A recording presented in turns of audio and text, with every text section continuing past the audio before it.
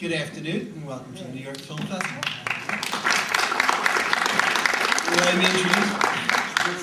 Can we lower the lights a little bit? They're kind of right on stage. If we could lower them a bit, that'd be great. When we wrote this script, there was a place. And, the funny thing is, you got to be very careful what you say in this day and age. It's a very litigious society. So, you start talking about your inspirations, and you end up in a courtroom. So, somewhere in a city to be nameless, on a street to be nameless, between 19th and 21st, there was a place that was more or less, kind of like this. And, not to name drop or to bust anybody, but Leonardo DiCaprio.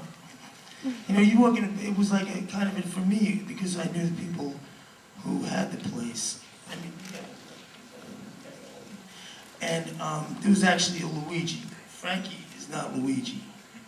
Luigi's my cousin, but there is a Luigi. And he's not too happy that Frankie C played Luigi, who was Luigi. But anyway, you'd walk in, and it was like the neighborhood bar for me, and which means I could drink for free. So, and the fact that the girls were there and dancing, like that. And you'd walk in, and DiCaprio would be, and this is before he was Leonardo DiCaprio. He'd be under like 2 or 3 of these tall, beautiful women, Somehow he got the lap sitting privileges. They could sit on his lap. And like you'd walk in and you'd hear, "Hi, Mr. Ferrara." Where did that voice come from? And then underneath this would be him. But, the thing is, the place, the music, there's something magical about it. For me,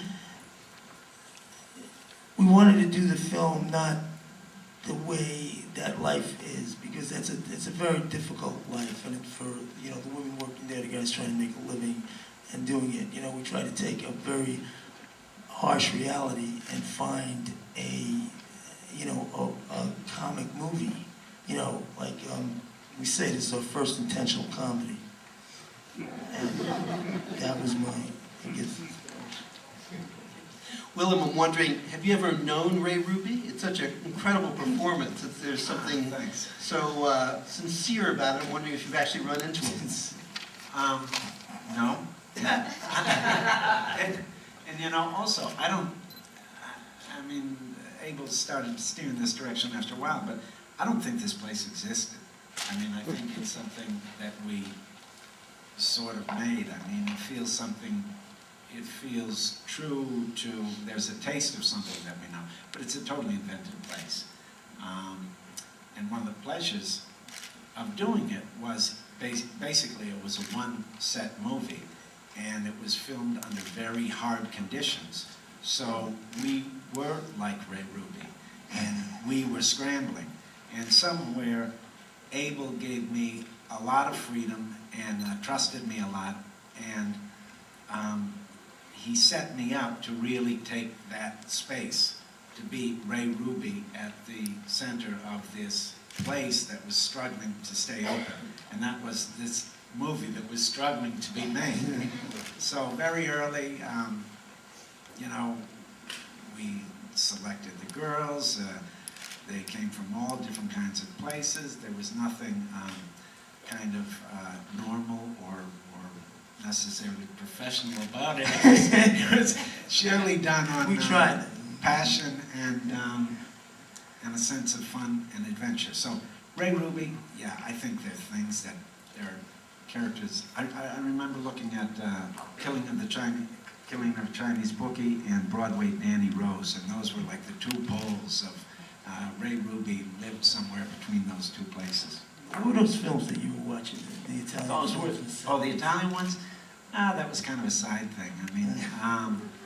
I love these Italian comedies of the 60s, like around 64, 65. There were just a ton of really great kind of good films with a kind of social commentary spin on it. And for Frankie, Shannon, and Sylvia, watching the film too, you get such a sense of what a communal endeavor it was. I mean, it's really such an incredible ensemble cast where everyone plays off each other. Can you talk a little bit about that, working in that kind of very tight ensemble?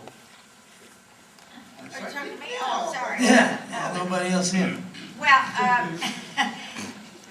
in order to do this kind of a part, you know, that it's like you sort of have to become the character before you get there, so that no matter what happens, because of the fact that you don't really know when you're actually in the scene or not in the scene, because with that many cameras going at one time, you have to kind of have a life of your own going.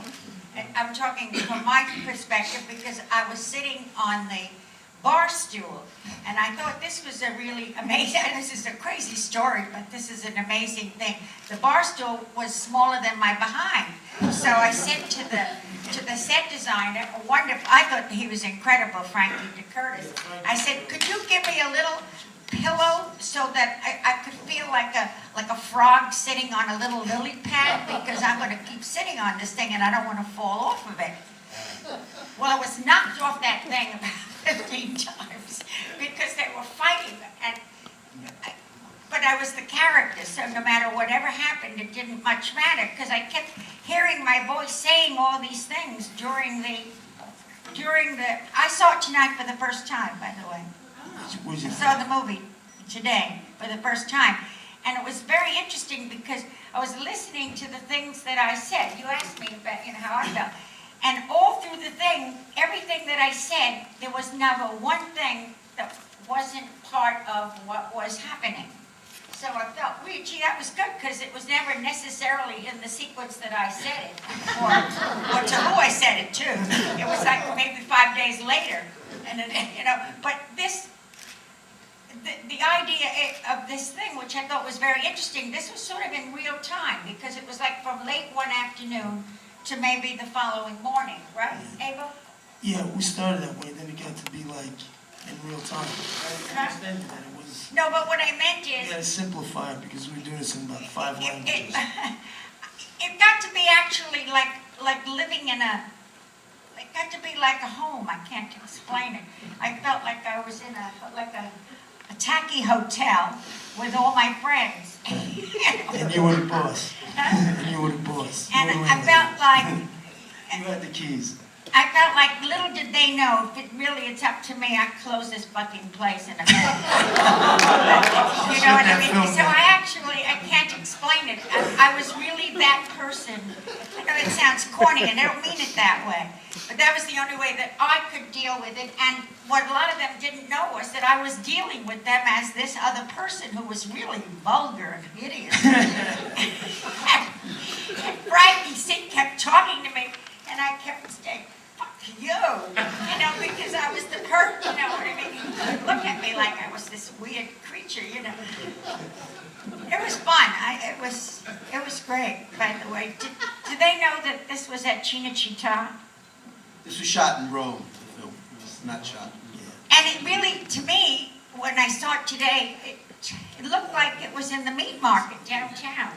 You know what I mean? It really looked like New York. So I think that was accomplished. No, well, the girls were rehearsing for 2 weeks before we actually Closer to started. the mic if you would. We actually started shooting, so we all. It's not on. Yeah, take this one. Switch.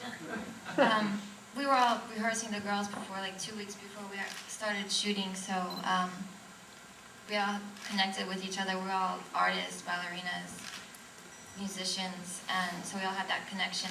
A lot of us came from different places, and no, it was great. We became like a family, and we were rehearsing in Fellini's studio, Studio 5, which was just like entering another dimension. It was incredible, and it was a great experience. And to make mention that Abel used to set from the gangs of New York, which he got in there, but doing the movie with Sylvia, with Willem, with Bob Hopkins, it was really like a family. And to be honest, if Abel says to me, do the film for free, we're gonna do it again, I would gladly do Well, it it to costs right you, probably for costs you. those people. Well, it did. The Cannes Film Festival. Don't say that because he's gonna ask you to do it for free. But the best compliment I had was working with Sylvia, and Sylvia is just magnificent. And she did say, "Fuck you," and I said, "Okay, when?" But, aside from that, I mean, it was just great. The whole cast was just magnificent, and I would do it again, definitely for free, if William says okay. If the boss, because like you said, Thank you. you're the boss, Ray, and when you say, we'll do. Oh, no question, we really felt as though we went for Ray, and if whatever Ray wanted, we did. Me and Bob Hoskins were co-managers of the club, and whatever Ray needed, he just snapped and he got it. You know, and I worked with 15 naked girls without my glasses, and I can't see a thing. What a